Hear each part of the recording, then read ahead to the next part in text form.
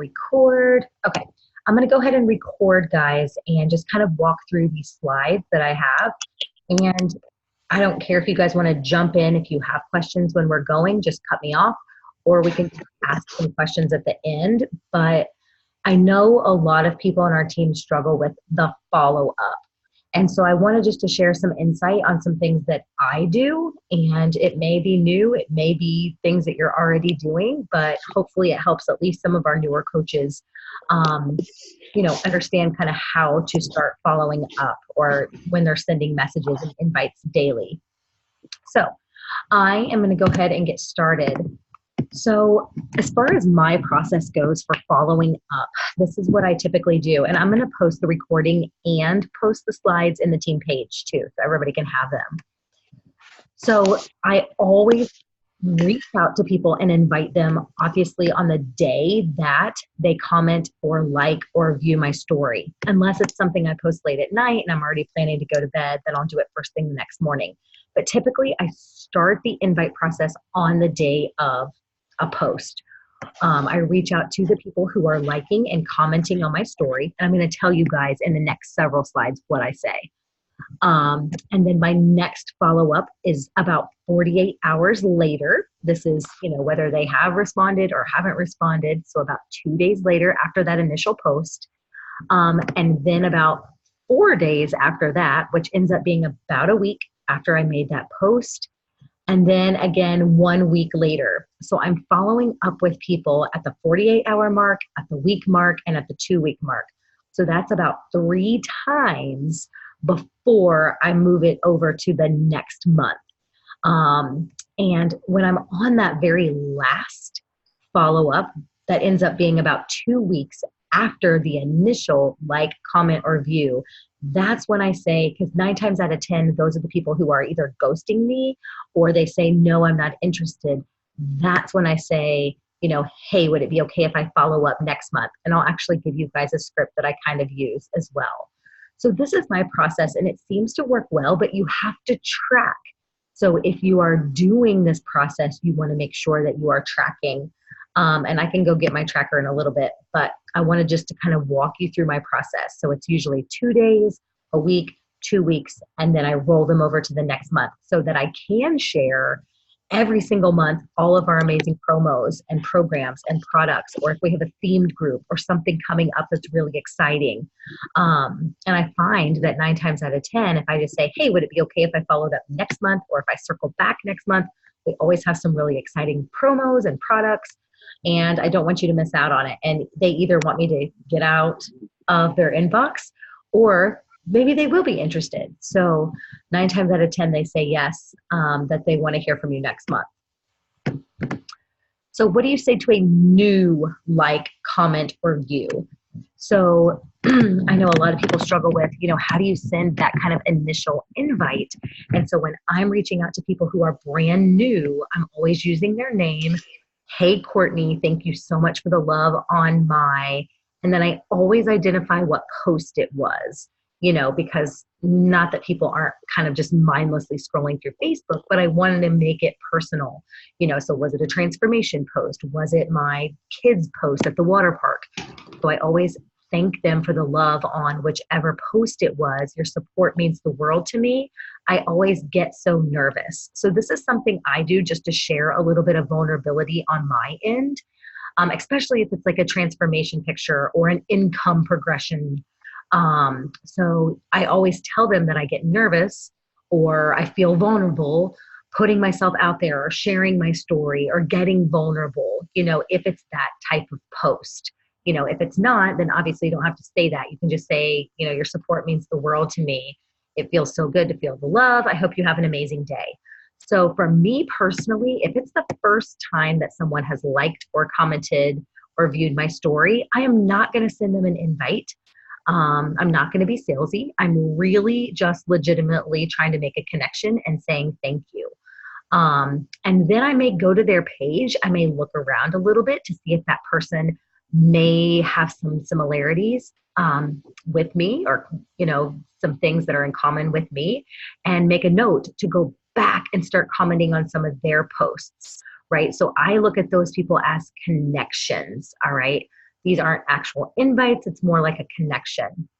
And then another example, hey, Courtney, thank you for following along in my stories. Or sometimes I say, hey, I see you watching my stories, because you can see that. I try to provide a good mix of fitness, motivation, and my real boy mom life. Is there anything in particular you'd like to see more of? So when they're following in my stories, I really try to keep it short and simple, but I always want to ask a question, or what intrigued you about my stories, or what are you looking for? Same thing when I get new followers on Instagram. My message that I send out is very similar to this.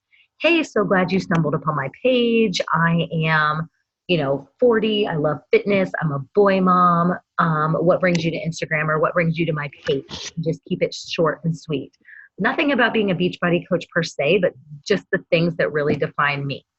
So when it's a new person, it's more about just making a connection and thanking them, right? So then if you go on to someone who is a repeat liker, this is what I would say. I would reach out and I would say, hey, Laura, thanks again for the love on my whichever post it was, being specific. You're too kind. You're always loving on my posts. I run private online accountability groups where we spread the love and positivity daily. Have you ever thought about joining me? So trying to really thank her again because she is continuing to like my posts. And this is another way I can follow up and just say, this is what I do, right? I spread positivity and love daily. And I would love to have you in my group. Have you ever thought about joining me? And just keep it super simple. Or you could say, my team and I are prepping for our annual, whatever it is. If it's a themed group, like a back to school boot camp, or as we get closer to the holidays, our holiday hustle, or a post Labor Day detox, you could make something up in the moment that kind of goes along with wherever we are in the season, right? Or wherever we are in the calendar. And then just say where we share our weekly meal plans, new recipe ideas, and even have some fun weekly challenges. Would you mind if I shared a quick video with you? So again, I try to keep my messages 3 sentences, always end with a question mark. And then if it's a new program, I'm going to send them a YouTube clip, of the Morning Meltdown 100. It's a 1-minute YouTube clip. There's also a Beachbody On Demand video that's really awesome that's in your coach office. If it's about coaching, there's several coaching videos that are out there that you belong to the video that's in the coach office, or the Fit Boss video. And if you don't have either of those, I can direct you to them. But I like to send videos so people can get a better idea of what we do, what the program's like, and I don't have to talk through all of those talking points. They can actually see if it's something they'd be interested in. And then that also provides another way to follow up, because if I've sent them a video, I can reach out in a day or two and say, hey, did you have a chance to watch the video? What do you think? So let's say you have a ghoster. So what do you say to the people that maybe you've sent, the first initial thank you? Maybe you've sent your first follow-up and now you're they're not responding. This is follow-up number 2. I almost feel like I'm stalking them. So I would jump in. I would say, hey, Jill, girl, do you ever check your messages? Just kidding, LOL. You're always loving on my posts, so I want to say thank you. I'd love for you to help me spread some positivity in my groups. Have you ever thought about joining me? And, I know a couple weeks ago we were talking about sending those animated GIFs. I sent one tonight and I haven't heard from the girl for 3 days. And it was, I have to look back and see which one it was, but she actually responded. So it depends on what your relationship is with that person. I think obviously if it's someone you've never talked to before, I don't know that I would do it. But I sent her, oh, it's Lionel Richie singing hello. And she responded. All right. So sometimes just being silly works, especially if it's someone who's kind of ghosting you, cracking a joke, asking them if they ever check their messages, sending them a GIF, or sending them an emoji or something crazy, I think works a lot of times with ghosters. Maybe, maybe not, but why not, right? So here's kind of my flow that I go through, and I find that this works really well. Is when I'm first doing my follow-up, my very first message is usually always text. So I always type it out and say, hey, Jill, I'm not sure if you've seen some of my recent posts, but I committed to 100 workouts through the end of the year. I'm loving the convenience and the fact that I'm drenched in sweat in 20 to 30 minutes each morning. I'm running a private group too for women doing the program. Would you mind if I sent you a quick video to check it out? See if you want to join us, right? So I may send that as someone who like just loved on my post. So say they liked one of my workout posts, and the first day I send them a message that just says, hey, Jill, thanks for the love of my post. Your support means so much. I hope you have a great day. And then in 2 days later, this would be what I send. This, I'm not sure if you've seen my recent post, but this is what I'm doing. Would you mind if I send you a quick video to check out to see if you may want to join us? And then my next follow-up is always a voice message. So I kind of sandwich how I talk. So I usually type the first message, and then my next one is typically always a recorded voice message, because I like to get excited, because sometimes people see text, especially if it's a long text, if they're at work, if they're busy, if they're in the car, boom, they scroll right past it and then they forget about it. So my next message is typically always a voice memo. I get excited. I share my voice. I share the love for our programs, our products, any results that we're getting. Like Morning Meltdown 100, I talk about the variety or the convenience. And it's only 1 minute, so you can't talk forever, right? And then what I love about doing a voice memo is that it gives me another reason to follow up. So then my following follow-up would be another text. I would type out, hey, Laura, I wanted to circle back because I didn't hear from you. I never know if those voice messages go through or not. I'm happy to type a little more about the program if you're still interested, or if you'd like to hear more. So it always gives you an excuse to follow up, because you're just checking in. Did you hear that voice message? I'm happy to type it. I never know if they go through. I say that a lot, and people are always like, oh my gosh, so sorry, I got busy. And sometimes they really can't. Like if they're on their computer and they don't have their sound set up for whatever reason, it may or may not play. So you can't always assume that they can hear those. But I like doing voice messages because I feel like it gives another reason to follow up. Or when you send videos, right? If you send like a quick video clip, hey, did you get a chance to watch the video? Or if you send the free workout, hey, did you get a chance to try the workout? And if they say no, then I say, awesome, I'm gonna check back with you in 3 days to see if you did. And using those times and dates and creating urgency is what really works when you're utilizing follow-ups. And then what do you say when they say no? In my mind, unless someone says, don't ever contact me again, or they unfriend me on Facebook, the no is a not right now. And that is okay. You're going to get a ton of those. I get them every day. And a not right now simply just means that they have too much going on in their life. They haven't budgeted for it this month. And that's okay, guys, right? I'm sure not all of you guys jumped at the gun on the very first. Yes, Laura, right? So using the no, saying to them, hey, Laura, I get it. I know summer is busy, or back to school, or whatever season they're in, or whatever their excuse is at the time. Just cater to that. You get it. You understand. You're a busy mom too. And then I let them know every month I create new monthly challenges that are either a specific theme or around a specific program. We always have new amazing deals on each program every month, or on different programs every month too. Would it be okay if I reach out next month once I know a little more? And I leave it at that. And again, 9 times out of 10, they're just going to say yes, either 1, just to shut you up, or 2, because yeah, maybe they will be ready to make a change next month, it's just not the right time for them. So I write them down, I roll them over, and then I know that next month I'm going to reach out. So what am I doing about mid-month every month? So like right now, this week, I'm going back to all the people that I talked to in July, because it's about mid-month in August. And I can say to them, hey, I know we were chatting a little bit last month about our new program, and it was summer and it was busy, and it wasn't the right time for you. But here's what I have going on this month, and you can talk about Morning Meltdown 100. You can talk about any other boot camp or anything else that you're doing, or if it was about coaching, but really get excited and share, because every month we have promos to use.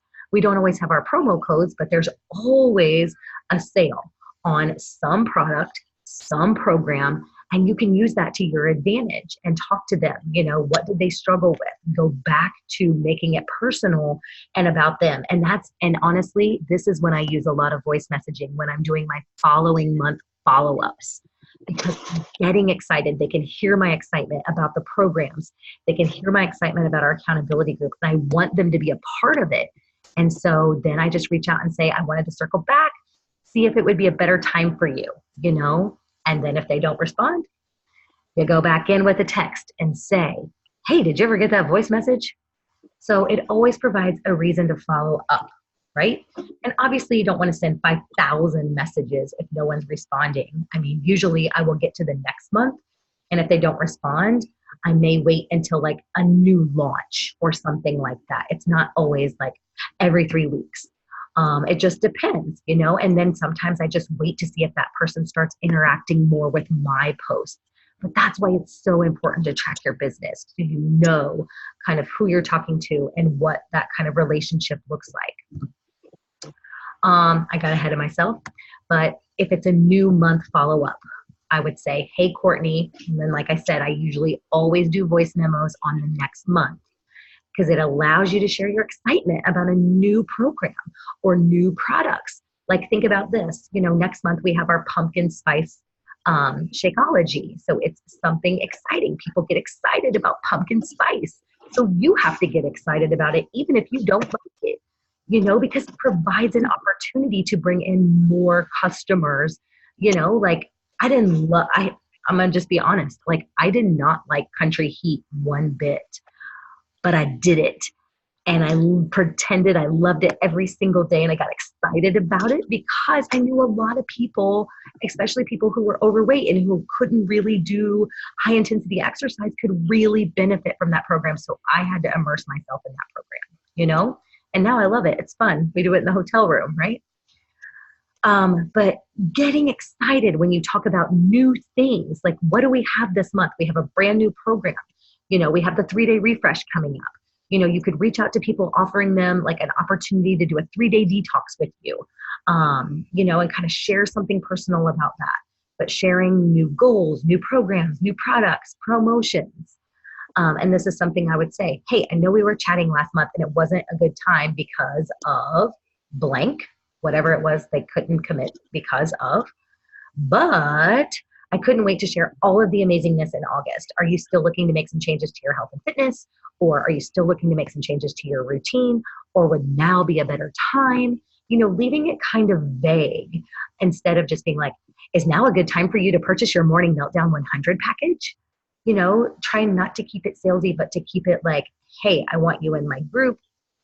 Are you still looking to make some changes? So last slide here, some tips for success when you're following up. Number one, always use their name. I always try to be personal in my messages. Number two, always use times, use dates. How many promo codes do you have left?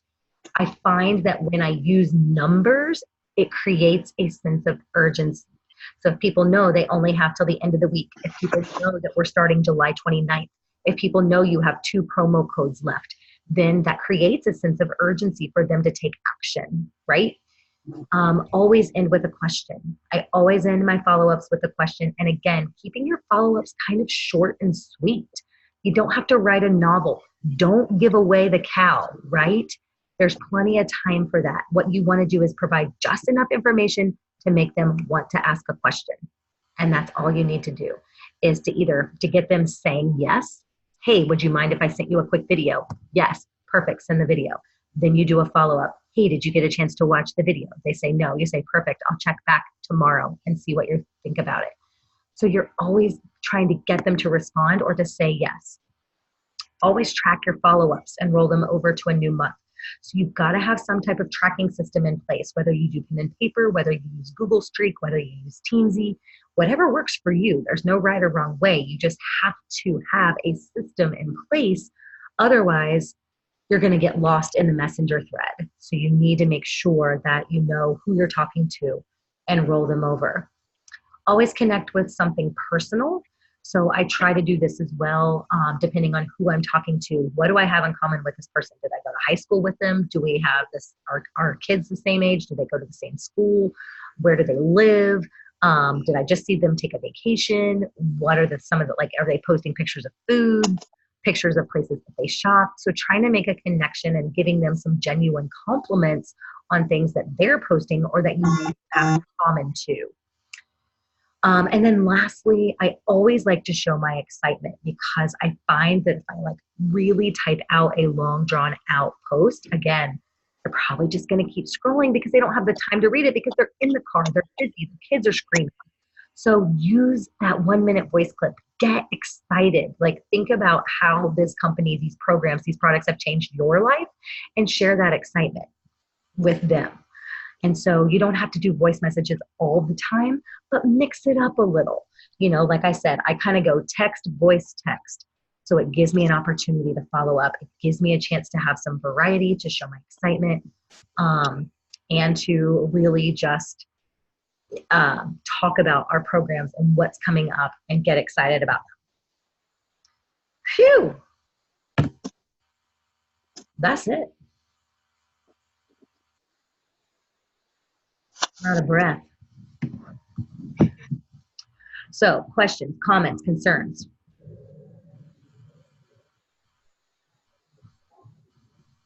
Anyone? Do you struggle with any one particular type of follow-up, or where's the biggest struggle? Well, let's see. Okay, let's just use an example. Okay, so for the people like that we invited to MM100, basically once I have sent them the initial message and then have followed up twice and still don't have anything, I have like a group of them from July 25th that I just plan on rolling over because they have not at all said anything back to me. So how do I even restart that message if I've already reached out to them 3 times in July? Have you reached out to them in August or no? This is a group that I haven't reached out to. It's kind of where I'm stuck at the moment. So do they know like what's going on for August? Have you talked to them about it being a new month yet or anything like that?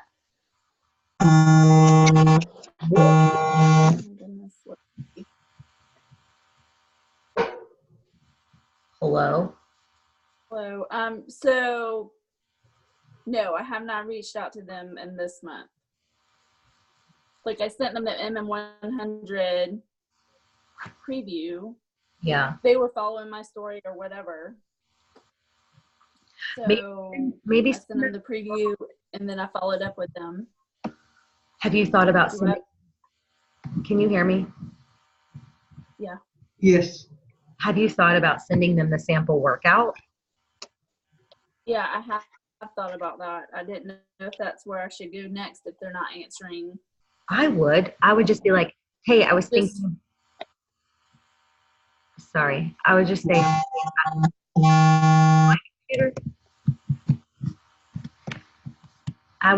hey, I was thinking about you. I know we were chatting last month about this program, and I completely forgot to send you the free sample workout. So I wanted to send it today. Give it a try, and I'll check back in a couple days to see what you think. Okay. I don't know. It's just a different avenue, especially if you're getting ghosted, you know. Whenever I get ghosted, I like to send something of value, whether that's a recipe, a free workout. I just want to say, hey, I was thinking about you and I wanted to send you this and see if that helps. Okay. Something of value.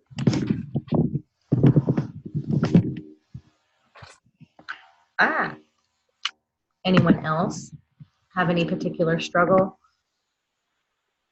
Well, I'm kind of like with Laura, Courtney and I, we talked about this last week.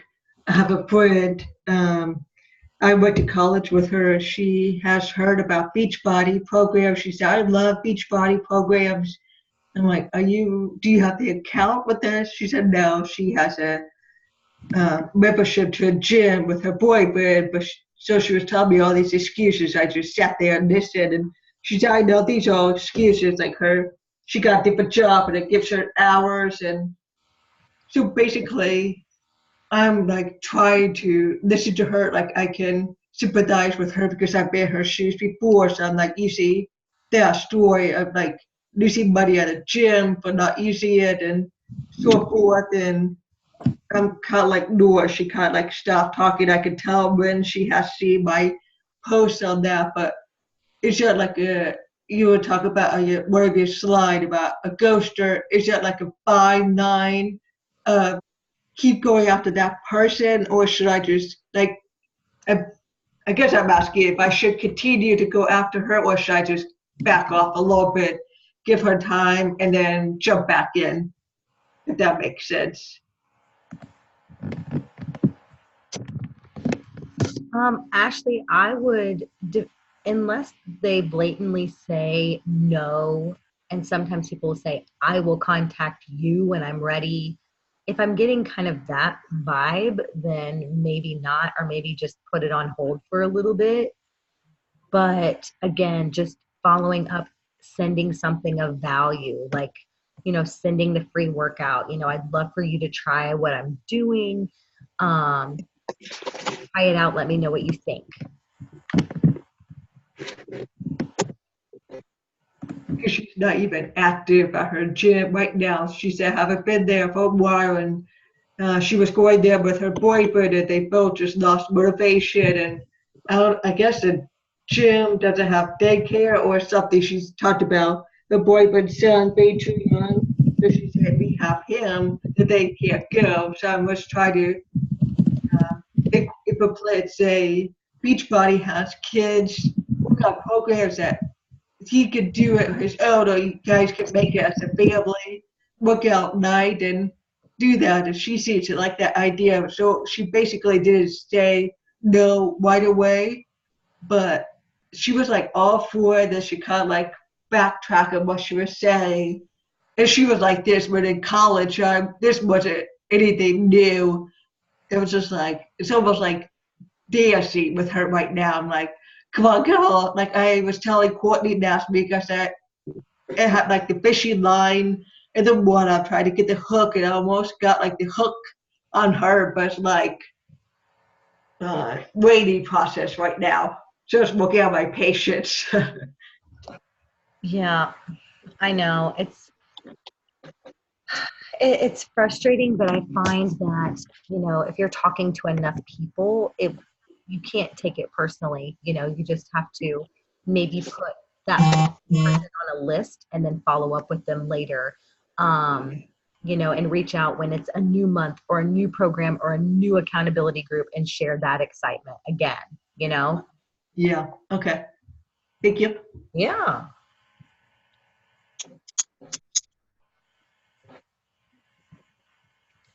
Anyone else have anything? Hi, Jill. Hi.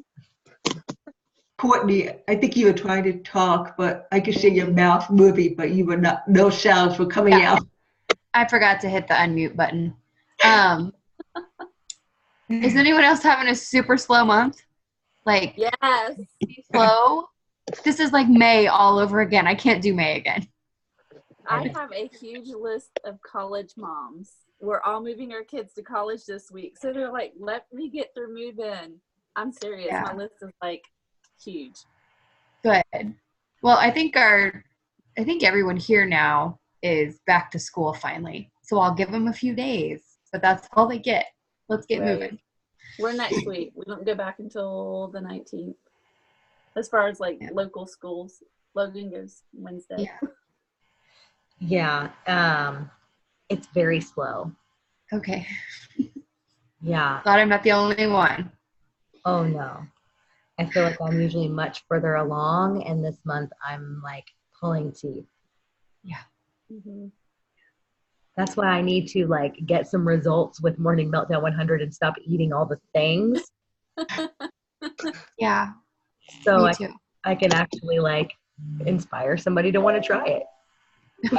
Well, here's some advice. Don't make the monster balls because I've already eaten half of mine in a day and that was bad. But I might eat the rest tonight. I don't know. I just might get them out of the way.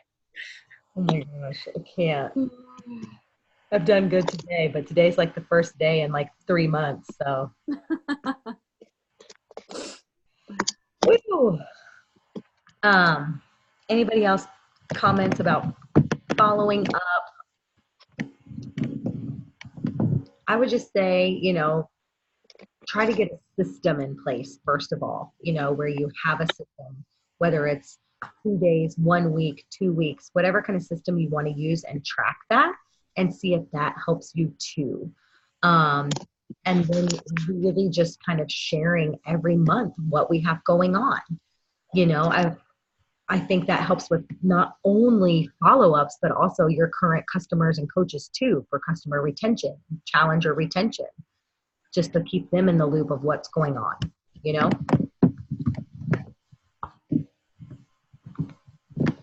Yes, no? Yeah. Sounds good.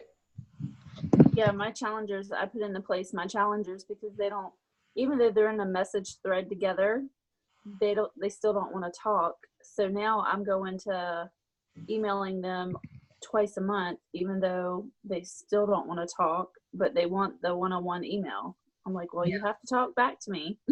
Yeah.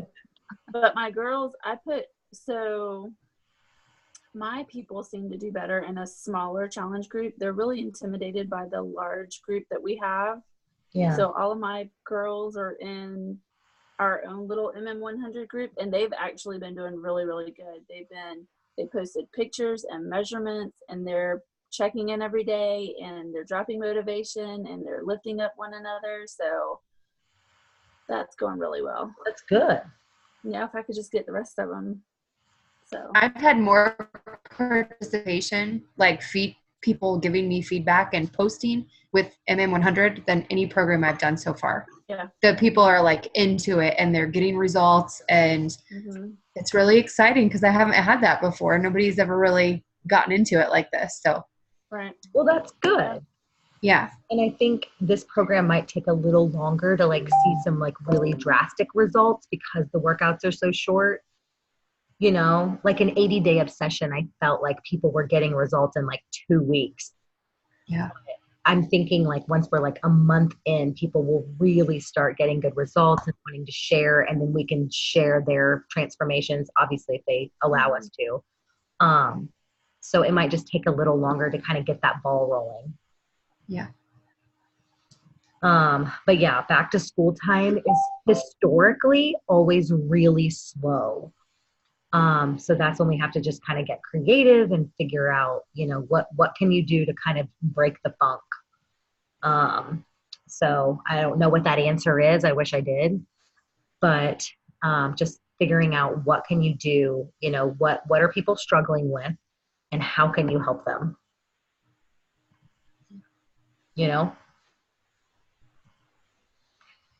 All right, loves. Well, I don't want to keep you guys too long. I know it's 9:30 and it's a school night. Thank you for talking to us tonight, Lisa. Oh, yes. Thank you guys for hopping on.